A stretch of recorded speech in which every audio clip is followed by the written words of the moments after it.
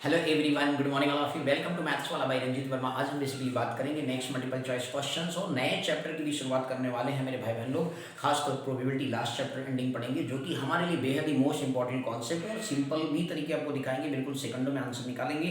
बस आपको ध्यान से एक ही कॉन्सेप्ट आपने प्रोबेबिलिटी में पढ़ी थी, number of favourable outcome divide by total number of outcomes. ये अगर आपको बेसिकली कॉन्सेप्ट क्लियर है तो आपको क्वेश्चन फटाफट निकलेंगे। यदि यही कॉन्सेप्ट आपको अच्छे से नहीं आता है तो फिर क्वेश्चन में दिक्कत हो जाएगी। आई बस समझ में नहीं तो आपको बिल्कुल ये कॉन्सेप्ट याद रखना कि जो प्रोबेबिलिटी का इक्वल होता है वो number of favourable outcome upon total outcomes, आगे बस टोटल नंबर ऑफ आउटकम्स। ठीक है, तो चलिए सर क्वेश्चन की तरफ बढ़ते हैं। ध्यान दीजिएगा, लिखा है which of the following can not be the probability of an event. मतलब इसमें से दिए हुए ऑप्शंस में से ऐसा कौन सा है जो प्रोबेबिलिटी को शो नहीं करता, प्रोबेबिलिटी ऑफ एन इवेंट किसी का नहीं हो सकता है। लेकिन 0.01 लेस देन, हमें याद रखना है कि जो प्रोबेबिलिटी आना प्लस ना आना, आने का चांस और ना आने का चांस, इनका जो समेशन होता है वो हमेशा 1 होता है। ये बात आपको ध्यान में रखनी होगी। यदि आपको ये बात ध्यान में है तो फिर क्वेश्चन में दिक्कत नहीं आएगी। हमेशा 1 के बराबर आ सकती है या 1 से हमेशा छोटी हो सकती है।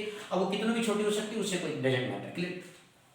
तो 0.01 जैसे आगे ये ऑप्शन मतलब हो सकता है 3%, मतलब 3/100 हो गया, 0.03 हो गया। 16/17 से डिवाइड करेंगे 16 को तो आपका क्या है सर जी 1 मतलब कि 0.9 करके समथिंग आएगा। तो ये भी हो सकता है, मतलब ये भी मीन्स हो सकता है। इसका मतलब डी ऑप्शन क्या है, नहीं हो सकता है क्योंकि 17/16 जो है 1 से ग्रेटर है। ये सर ग्रेटर 1 आ रहा है तो इस वजह से जो है ये आपका प्रोबेबिलिटी का केस नहीं हो सकता है। ये आपको ध्यान में रखना होगा। ओके सर जी, आगे नेक्स्ट है, अगला क्वेश्चन बात करते हैं। तो a fair dice is rolled, probability of getting a number x। इन्होंने कहा कि एक फेयर डाइस है उसको आप रोल कर दो। आपको पता है कि सर डाइस में टोटल फेस कितने होते हैं सर 6 होते हैं। तो जो सैंपल स्पेस होगा 1 2 3 4 5 और क्या हो गया सर 6 हो गया। मतलब टोटल जो संख्या हो गया 6 हो गया। तो 6 फेस होते हैं तो 6 पार्ट हो गए। इन्होंने कहा कि सच दैट, आगे लिखा है कि x की जो वैल्यू 1 से लेकर 6 के बीच में लाई करती है। तो यहाँ पे जो प्रोबेबिलिटी इस केस में यदि फाइंड आउट किया जाए तो उस पर्टिकुलर केस में क्या हो जाएगा सर। इन्होंने कहा कि उस केस में वैल्यू क्या हो सकती है, x की 0 हो सकती है, 1 हो सकती है, बिटवीन 0 एंड 1 हो सकती है, या फिर आपका बेसिकली जो है ग्रेटर देन 1 हो सकती है। यहाँ पे -1 आपका ऑप्शन है। ठीक है, अब इस तरीके से जो है सर जी आप बताइए, जब आपको आने का टोटल आउटकम कितना सर 6 है, प्रोबेबिलिटी के बेसिकली कितना 6, मतलब 1 से लेके 6 के बराबर, 6 से कम है तो 6/6 टोटल हो सकते हैं। तो 6 1 जा कितना हो गया 6 हो गया। दैट मींस ऑप्शन क्या आ गया सर बी आ गया। बोलो क्लियर? इस तरीके से ये आपका ऑप्शन सही है। क्लियर हो गया? तो आपका आंसर कितना आ गया 1 आ गया। ठीक है ना भाई, 6 फेस है तो 6 फेवरेबल आउटकम हो सकता है टोटल, क्योंकि x की वैल्यू जो 1 से लेके 6 तक लाइक कर रही है। बोलो क्लियर हो गया? कि नेक्स्ट अगेन बात करते हैं। For an event e pe plus pe बार, मतलब कि नॉट e, मतलब आने का चांस प्लस ना आने का चांस जो है वो इक्वल टू x है। तो इन्होंने कहा कि then the value of x cube then the value x cube minus 3 is, x cube minus 3 की क्या वैल्यू होगी। तो मेरे भैया देखिए p प्लस p बार जो होता है आपको सिखाया गया क्या है सर x है, और आपको पता है आने प्लस नाने का जो चांस होता है वो भी मैंने थोड़ी देर पहले बताया था, x क्या हो गया 1 होता है। तो इसकी वैल्यू 1 के बराबर हो गया। दैट मींस x बराबर कितना हो गया सर 1 हो गया। अब यहाँ पे x क्यूब माइनस 1 की वैल्यू, आप 3 की वैल्यू बताएं, x की वैल्यू कितनी है 3 1 है। तो 1 का क्यूब माइनस 3 और 1 का क्यूब 1 होता है -3। दैट मींस आपका बड़ा नंबर माइनस छोटा माइनस कितना हो गया -2 आ गया सर जी। इस तरीके से ऑप्शन क्या हो गया सर ए राइट हो गया सर। बोलो क्लियर है? आया समझ में मेरे भाई बहन? अगले क्वेश्चन की तरफ बढ़ते हैं, ध्यान दीजिएगा। अगला क्वेश्चन ये कह रहा है कि 2 फेयर कॉइन्स आर टॉस। अब 2 फेयर कॉइन टॉस को टॉस करेंगे।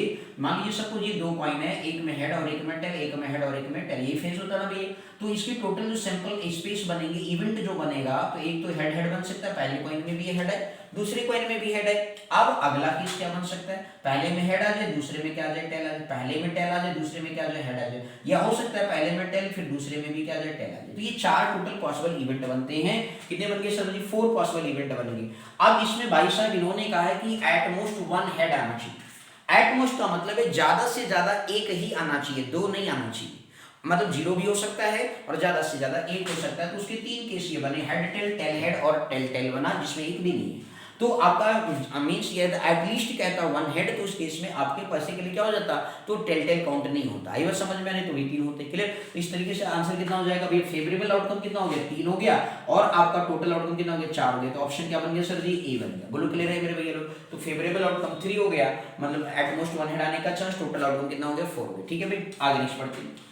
इसके बाद अगला क्वेश्चन कह रहा है 5 कह रहे कि the probability of passing a certain test is x/24।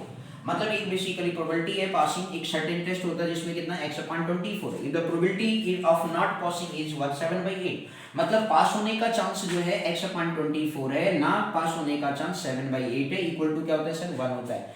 मतलब मींस पास होने का ना पास होने का जो टोटल चांस है उसकी टोटल सम कितनी होती है 1 के बराबर होती है। ये बात हमने आपको सिखाया है। तो इस तरीके से जो है आप यहाँ से x की वैल्यू बतानी है, तो ये +7/8 उधर जाएगा तो माइनस हो जाएगा, तो x/24 1 माइनस कितना हो गया 7/8 हो गया मेरे भैया लोग। अब एलसीएम ले लिया आपने, x/24 हो गया, 8 माइनस कितना हो गया 7 हो गया, अपान में क्या आ गया 8। बोलो क्लियर। तो इस तरीके से 8 में से 7 का कितना आ गया 1 आ गया, तो ये 24 क्रॉस में चला गया तो 24/8 हो गया, 8 1 8 8 3 24। दैट मींस x की वैल्यू कितनी आ गई 3 आ गई सर। बी ऑप्शन राइट हो गया सर। बोलो आया समझ में? तो इस तरीके से क्वेश्चन नंबर 5 करना था सर। बोलो क्लियर है। अभी हम जो कॉन्सेप्ट ज्यादातर यूज कर रहे हैं वो प्रोबेबिलिटी जो हमने आपको बताया था favourable outcome divide by total outcome, ये चल रहा है सर, और एक आने और ना आने का चांस का चल रहा है सर। क्लियर। अगला क्वेश्चन देखते हैं, लास्ट वन है 6 नंबर। इसमें है एक single letter is selected at random from the word probability.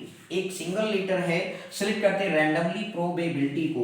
इन्होंने कहा the probability that a vowel is. तो अब यहाँ पे देखिए टोटल सैंपल स्पेस में कितना 1 2 3 4 5 6 सारे वर्ड की क्या करिए, मतलब अल्फाबेट जो वर्ड है उनकी काउंटिंग कर लीजिए 1 2 3 4 5 6 7 8 9 10 11। तो टोटल आउटकम सैंपल स्पेस में कितने सर 11 है, तो टोटल आउटकम कितना हो गया 11 हो गया। वोवेल देखिए सर भी आपका ओ हो गया, ठीक है, सैंपल स्पेस बनाइए वोवेल का।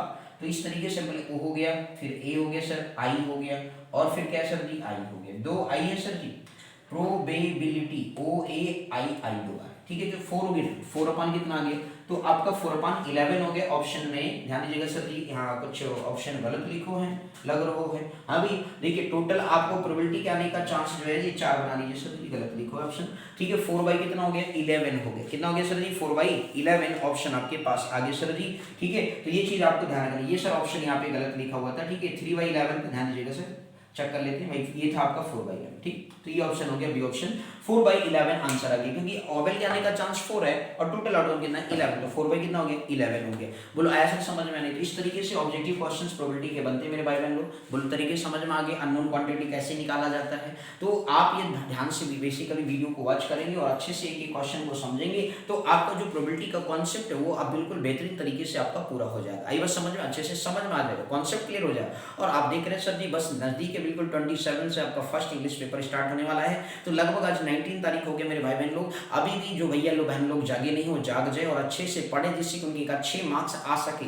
यदि आप ऐसा कार्य नहीं करेंगे तो फिर अच्छी बात नहीं होगी। बात समझ में आ गई कि नहीं? तो इसलिए अपने लाइफ के लिए ये लाइफ का पहला अचीवमेंट होगा सर जी 10th में एक अच्छे मार्क्स को पाना। इसलिए जब आप अच्छी तरीके से बिल्कुल बेहतरीन तरीके से पढ़िए, टाइम टेबल बनाइए कि हमें मैथ इतने कंटिन्यूटी बना लीजिए कि हमें मैथ 1 आवर पढ़ना है, 2 आवर पढ़ना है, साइंस जो ज़्यादा वीक हो उसको टाइम बढ़ा दीजिए, आपको फिर अच्छा हो जाएगा सर। यदि आप इस चीज़ को नहीं करेंगे तो फिर दिक्कत हो जाएगी। आई बस समझ में आने, बिल्कुल ओके। तो thank you so much for watching this my video, thank you.